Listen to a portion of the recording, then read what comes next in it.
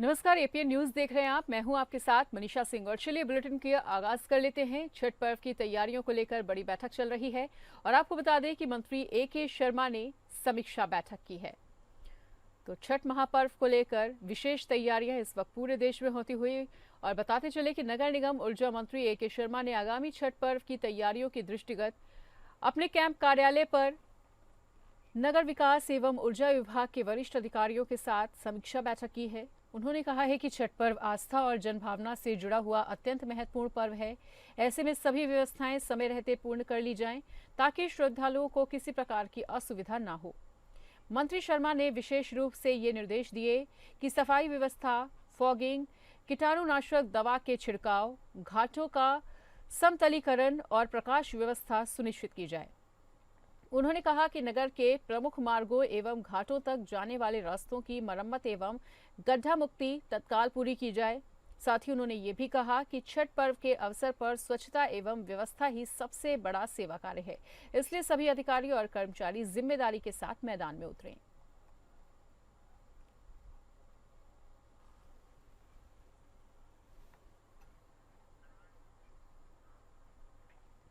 उत्तर प्रदेश और बिहार ही नहीं बल्कि देश के कई राज्यों में पूरी श्रद्धा और आस्था के साथ मनाया जाने वाला महापर्व छठ पूजा अब करीब है। श्रद्धालु तैयारियों में जुटे हुए हैं और घाटों पर वेदियों का निर्माण किया जा रहा है, लेकिन प्रशासन की तैयारियां किस स्तर पर है, इसकी हकीकत कुछ और ही कहानी कह रही है। एपीएन न्यूज की ग्राउंड रिपोर्ट में प्रशासन के दावों की पोल खुलती हुई नजर आई। छठ पूजा को लेकर जहां एक ओर श्रद्धालु पूरी आस्था से तैयारियों में जुटते हुए दिखाई देते हैं, तो वहीं दूसरी तरफ प्रशासनिक दावों की सच्चाई कुछ और ही बयां कर रही है। एपीएन न्यूज की टीम ने देवरिया नगर पालिका परिषद क्षेत्र के 3 प्रमुख घाटों का स्थलीय निरीक्षण किया, लेकिन वहां जो देखा गया उसने स्वच्छ भारत मिशन और स्थानीय प्रशासन की तैयारियों की पूरी तरह से कलई खोल कर रख दी। मनोकामना पूर्ण श्री हनुमान मंदिर परिसर का घाट, जहां जगह जगह गंदगी का अंबार देखने को मिला। परमार्थी पोखरा, जो शहर के बीचों बीच स्थित है, यहां की हालत और भी ज्यादा चिंताजनक पाई गई। पानी में गंदगी, चारों ओर बदबू और सफाई के नाम पर कुछ नहीं। ये नजारा नगर पालिका की कार्यशैली पर कई सवाल खड़े करता है। लक्ष्मीराम पोखरा, जहां साफ सफाई की हालत सबसे ज्यादा बदतर नजर आई। इन तीनों घाटों की स्थिति ने साफ कर दिया है कि छठ जैसे महापर्व के मौके पर भी नगर पालिका परिषद की तैयारियां केवल कागजों में ही सिमट कर रह गई हैं। इतना ही नहीं, समय समय पर स्थानीय जनप्रतिनिधियों के द्वारा किए जाने वाले झाड़ू हाथ में लेकर फोटोशूट की सच्चाई भी इन तस्वीरों ने अब उजागर कर दी है।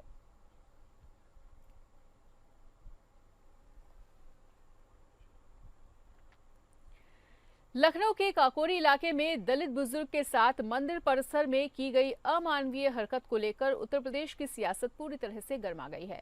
आरोप है कि शीतला माता मंदिर के पास बीमारी से पीड़ित बुजुर्ग रामपाल से स्थानीय दुकानदार स्वामीकांत उर्फ पम्मू ने न केवल जाति सूचक गालियां दी, बल्कि उन्हें जबरन पेशाब चाटने और मंदिर परिसर धुलवाने पर मजबूर किया। पुलिस ने आरोपी को गिरफ्तार कर लिया है और उस पर SC/ST एक्ट सहित भारतीय दंड संहिता की संबंधित सभी धाराओं में केस दर्ज किया है। बताते चले कि डीसीपी पश्चिम रीमा प्रसाद ने बताया कि घटना की गंभीरता को देखते हुए जांच तेज कर दी गई है। डिप्टी सीएम ब्रजेश पाठक ने कहा है कि दोषी को किसी भी हाल में बख्शा नहीं जाएगा और सरकार दलितों एवं कमजोर वर्गों की सुरक्षा को लेकर पूरी तरह से प्रतिबद्ध है। वहाँ बैठे थे। कहाँ पे? बरामदा बना हुआ है। कहाँ? तालाब पर, शीतला मंदिर पर। ठीक। तो हम वहाँ पे बैठे थे, ये निकल गए, कहले का तुमने पेशाब किया। नहीं भैया। किसने पूछा? हमसे पूछा पम्मू। कौन है ये पम्मू? पम्मू ये बनिया ले, बनिया चांदिया ले। अच्छा, पम्मू। इनके पिताजी का क्या नाम? वो तो सूर्याल। क्या कहा आपसे? हमसे कहा कहीं यहाँ पेशाब किया, हम कहने भैया पेशाब नहीं किया। ठीक। कलम चाटो। तो भैया हम मारे, हम चाट दिया। अच्छा। बाम कहले के पानी लाओ। पानी ना दिया। कल लगा मार देंगे ला, तो अभी तुम गिर जाओगे। अच्छा। कल पासे साले फांसी, तुम होते हुए यहाँ पर पेशाब कर लिया। और हम कहने भैया पेशाब। तो क्या गलती से हो गया? बीमार हो क्या? सांस की बीमारी? तो पेशाब हो गया था क्या? हाँ, हो गया होगा। उधर यूपी अमरोहा जनपद में आदमपुर थाना क्षेत्र के गांव दमगढ़ा में ठगी का एक सनसनीखेज मामला प्रकाश में आया है। गांव निवासी सरदार सिंह ने बताया कि ढबारसी गांव में भैंस का सौदा तय हुआ था। अपनी पत्नी मंगिया और पुत्रवधू रामरती के साथ बैलगाड़ी से वो ढबारसी जा रहे थे। रास्ते में फतेहपुर अधैक गांव के पास एक बाइक सवार युवक आया और अपने आप को परिचित बताते हुए बोला कि सरकार की ओर से गैस सिलेंडर योजना के तहत उनका नाम चयनित हुआ है, जिसके लिए फोटो खींचने होंगे। और उसकी बातों में आकर पहले पुत्रवधू रामवती को बाइक पर बैठाकर युवक गांव ले गया और छोड़ आया। फिर सरदार सिंह को भी इसी बहाने ले जाकर वापस छोड़ा और तीसरे चक्कर में उसने वृद्धा मंगिया को भी फोटो खींचने के बहाने बाइक पर बिठा लिया और रास्ते में झांसा देकर कहा कि योजना के तहत पैसे आने के लिए कुछ रकम जमा करनी होगी। भरोसा जताते हुए वृद्धा ने युवक को गले में पहना सोने का गिट्टा और 57,000 रुपए नगद सौंप दिए। ठग वृद्धा को दरियापुर तुगन गांव में छोड़कर फरार हो गया। वहीं घटना की जानकारी मिलने पर सरदार सिंह ने पुलिस चौकी ढबारसी में तहरीर देकर कार्रवाई की मांग की है। पुलिस ने मामले की जांच शुरू कर दी है और आसपास के सीसीटीवी कैमरा खंगाले जा रहे हैं। थानाध्यक्ष कुमरेश त्यागी ने बताया है कि तहरीर के आधार पर मामले की जांच पड़ताल हो रही है। ये सरदार सिंह ग्राम दमगढ़ा से जी भैंस लेना आए थे। ढबारसी से ढबारसी तय कर दी और बयान वाना भी दे गए परसों। अब ये वहाँ से ये अमरीश की जो फैक्ट्री है वहाँ पे, वहाँ से जो बुग्गी में आया इन मोटरसाइकिल वाला मिला एक। वो बोला ना कहाँ जा रहे हो? बोला ना हम भैंस लेने जा रहे हैं। और उसके बाद में जो इसे ले गया बैठाल करनी मोटरसाइकिल पर, इसे छोड़िया हमारे गाँव के स्कूल पर दमगढ़ा। उसके बाद में ले गया बुढ़िया को बैठा के वहाँ को ले गया तगरिया को, इसे तगरिया छोड़िया। फिर ले गया हमारे ताऊ को बैठाल कर। ताऊ बोला ना चलो तुम बुढ़िया हुई है ना वहीं को चलो। अभी ये बुढ़िया कर दी इनसे अलग, बुढ़ों को अलग छोड़ दिया, इस बुढ़िया को अलग कर दिया। बुढ़ों को अलग छोड़कर फिर बुढ़िया को बैठा के ले गया उधर दरियापुर मान के। उधर जाकर उससे पैसे उसे छीन ले, ताबीज़ा इसके गले में वो भी काट दी। बिजनौर में सोशल मीडिया पर एक वीडियो जमकर वायरल हो रहा है, जिसमें कुछ पुलिसकर्मी एक महिला के साथ खींचतानी करते हुए नजर आ रहे हैं। वीडियो वायरल होने के बाद पुलिस विभाग में हड़कंप मच गया। वहीं स्थानीय लोग भी पुलिस की इस कार्रवाई पर सवाल खड़े कर रहे हैं। बताते चले कि सोशल मीडिया पर वीडियो वायरल हो रहा है और वीडियो में पुलिसकर्मी एक महिला के साथ खींचातानी करते हुए नजर आ रहे हैं। वीडियो वायरल होते ही पुलिस विभाग में हड़कंप जैसी स्थिति मची और स्थानीय लोग भी पुलिस की कार्रवाई पर सवालिया निशान खड़े कर रहे हैं। ये वीडियो थाना कोतवाली शहर के अंतर्गत आने वाले दारानगर गंज का बताया जा रहा है। और बताते चले कि बीती रात पानी की टंकी के पास रहने वाले दो पक्षों में आपस में किसी बात को लेकर झगड़ा हो गया था। एक पक्ष की शिकायत के आधार पर पुलिस मौके पर पहुंची थी और पुलिस झगड़े में शामिल लोगों को थाने लेकर आई थी, जिस पर कुछ महिलाओं ने पुलिस का विरोध किया था। वहीं इसकी खींचतानी करते समय किसी ने सोशल मीडिया पर वीडियो बनाकर वायरल कर दी। सोशल मीडिया पर वीडियो के वायरल होते ही पुलिस विभाग में हड़कंप मच गया और स्थानीय लोग भी पुलिस की कार्यशैली पर तरह तरह की बातें करने लगे। फिलहाल उच्च अधिकारियों ने महिला के साथ खींचातानी कर रहे पुलिसकर्मियों के खिलाफ विभागीय कार्रवाई शुरू कर दी है। आज दिनांक 22 अक्टूबर 2025 को सोशल मीडिया पे एक वीडियो वायरल हो रहा है, जिसमें यह देखा जा रहा है कि एक पुलिसकर्मी एक महिला को खींच कर ले जाने का प्रयास कर रहा है। इस संबंध में पुलिस द्वारा जांच करी गई तो यह पाया गया कि उक्त स्थल पर दो पक्षों के बीच विवाद छिड़ गया था। विवाद छिड़ने के क्रम में ही एक पुलिसकर्मी द्वारा एक महिला को खींच कर ले जाने का प्रयास किया जा रहा है। उक्त संबंध में विभागीय कार्रवाई की जा रही है। मैनपुरी के सदर बाजार सुनार गली स्थित एक सर्राफा की दुकान पर मंगलवार को खरीदार बनकर पहुंची महिला अपने पुरुष साथी के सहयोग से सोने की चेन चोरी कर ले गई। वारदात सीसीटीवी में रिकॉर्ड हो गई है और पुलिस ने केस दर्ज कर जांच तेज कर दी है। कोतवाली क्षेत्र के मोहल्ला कचरा निवासी सुभाष चंद्र सोलंकी की सदर बाजार सुनार गली में सर्राफा की दुकान है। दुकान पर एक महिला और पुरुष दुकान पर आए। उन्होंने सोने की चेन दिखाने के लिए कहा जब वो चेन दिखा रहे थे। इस बीच महिला ने हाथ की सफाई दिखाते हुए एक सोने की चेन चोरी कर अपने साथी को पकड़ा दी और कुछ देर के बाद कोई भी चेन पसंद नहीं आने की बात कहकर दुकान से चली गई। शक होने पर सराफा व्यापारी ने सीसीटीवी देखे तो फिर उसके होश उड़ गए।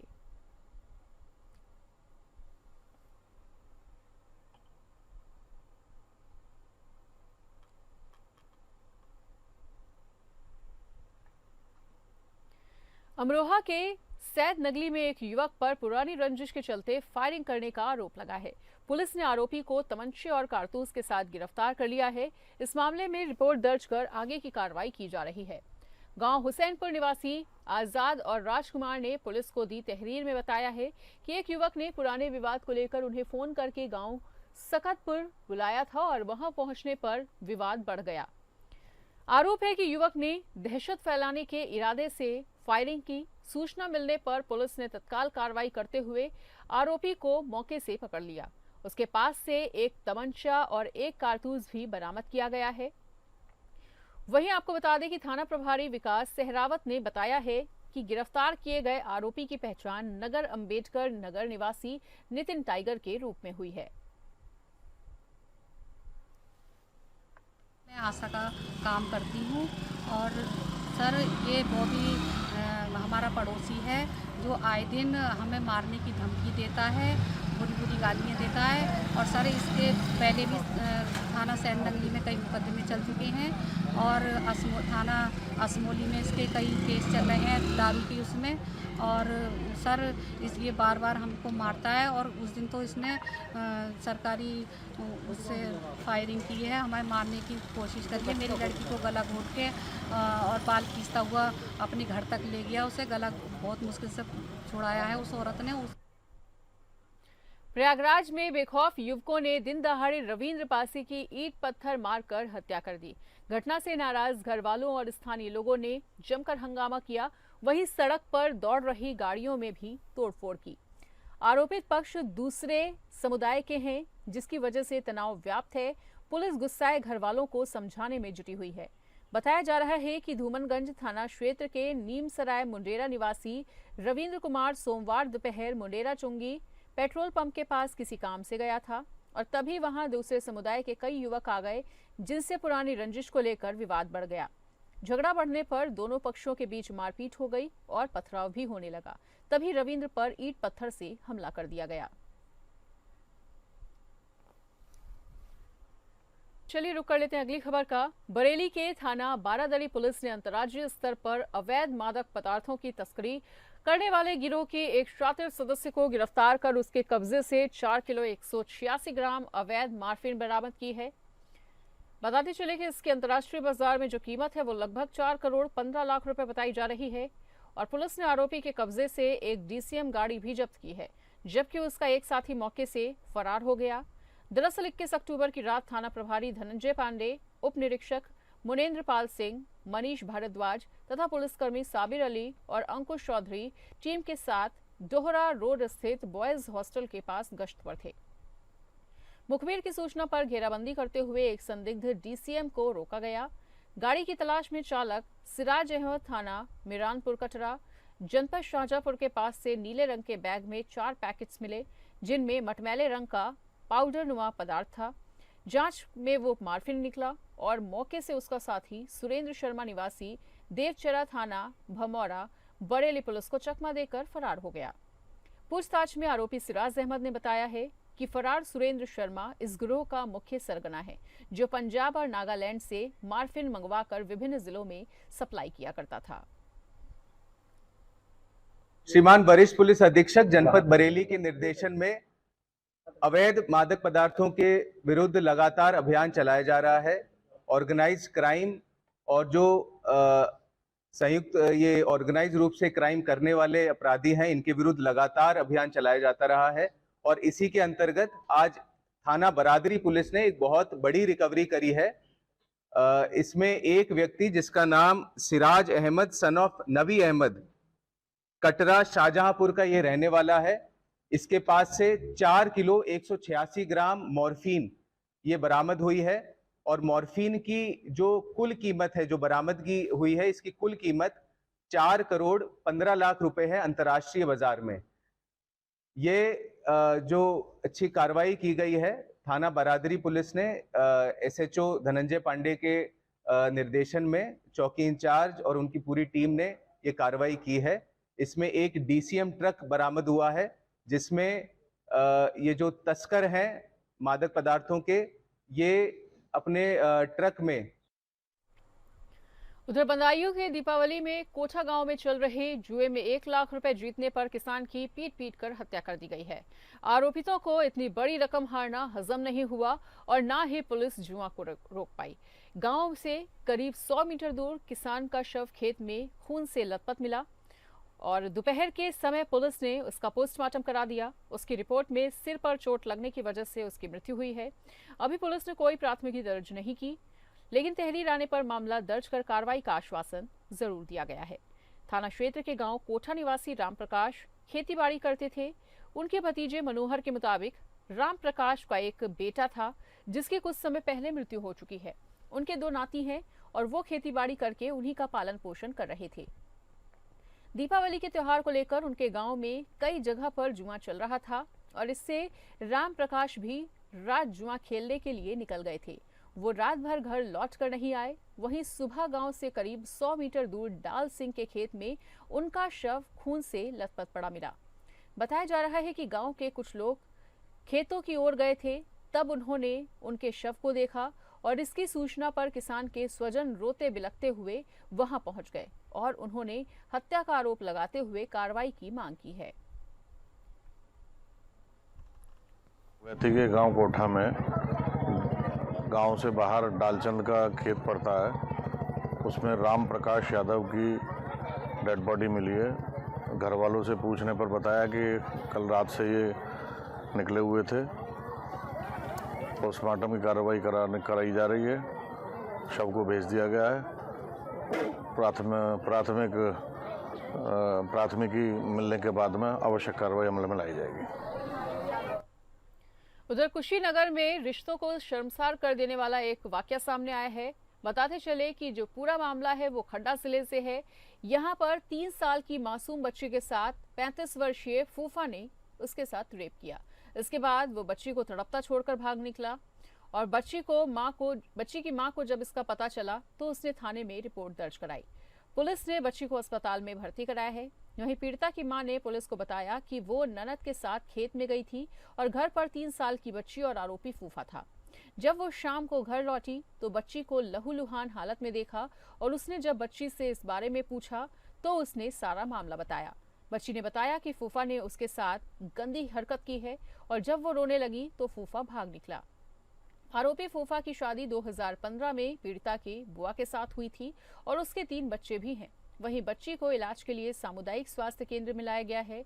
मां की तहरीर पर पुलिस ने रेप का मुकदमा दर्ज कर लिया है और इस संबंध में सीओ खड्डा उमेश चंद भट्ट ने बताया कि आरोपी के विरुद्ध मुकदमा दर्ज करते हुए उसकी गिरफ्तारी के लिए टीम लगा दी गई है। जल्द ही आरोपी को गिरफ्तार कर लिया जाएगा।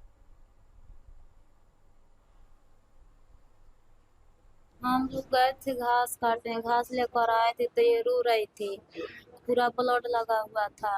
अब पूछे क्या हुआ है तो बता नहीं रही थी। जब बोले थे कि बोलो थी ले चलेंगे खड्डा, दवा कराएंगे, समोसा खिलाएंगे, तब उसको ले जाकर अंगली पकड़ कर दिखाई थी कि भाई से पूछे कौन कच्छाई काला है, तो वो उसी को दिखा रही थी। तो हम क्या कर सकते हो उसका, हम तो कोई वर्क नहीं है जिसे जैसा वो है हट्ठा कट्ठा। हमारा नंदोई था। में महिला कांस्टेबल के द्वारा और उसकी मां के द्वारा एक बच्चे को लाया गया है। उसका बाहरी परीक्षण किया गया, इलाज किया गया है। अंदरूनी जांच के लिए इसको जिले के लिए भेज दिया गया है। प्राइमरी परीक्षण में बाहरी चोट देखा जाता है, इंटरनल पार्ट का नहीं हम लोग देखते हैं। यहाँ एग्जामिन किया जाता है महिला डॉक्टर के द्वारा जिला पे किया जाता है।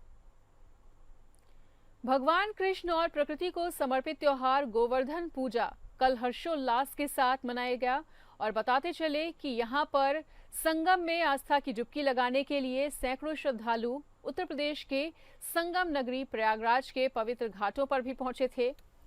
पौराणिक कथा के मुताबिक भगवान श्री कृष्ण ने ब्रजवासियों को इंद्र देवता के प्रकोप से बचाने के लिए छोटी उंगली पर गोवर्धन पर्वत उठाया था और तभी से इस विशेष दिन पर पूजा और अनुष्ठान का महत्व बढ़ जाता है। इसी कड़ी में ये तस्वीरें हम आपको प्रयागराज के संगम घाटों की दिखा रहे हैं, जहां पर कल गोवर्धन पूजा का खासा माहौल देखने को मिला।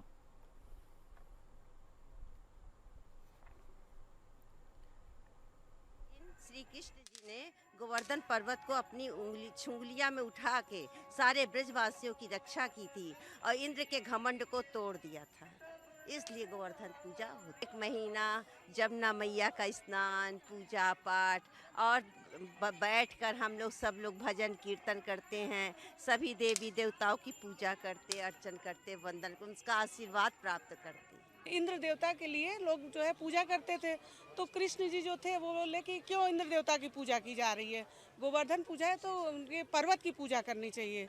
तो इंद्रदेव जो है नाराज हो गए, वो इतनी बारिश करने लगी, इतनी ज़्यादा कि पूरा गांव ही बहने लगा। तो लोग कृष्ण जी के पास गए, बोले क्या करे कान्हा, तो कहें ठीक है। वो अपनी कानी उंगली में पर्वत को उठा लिए और उसके नीचे सबको जो है बुला लिए और इस वजह से जो है पर्वत की पूजा होने लगी। बुलेटिन में फिलहाल के लिए इतना ही, पर खबरों का सिलसिला लगातार जारी है। देखते रहिए APN न्यूज़।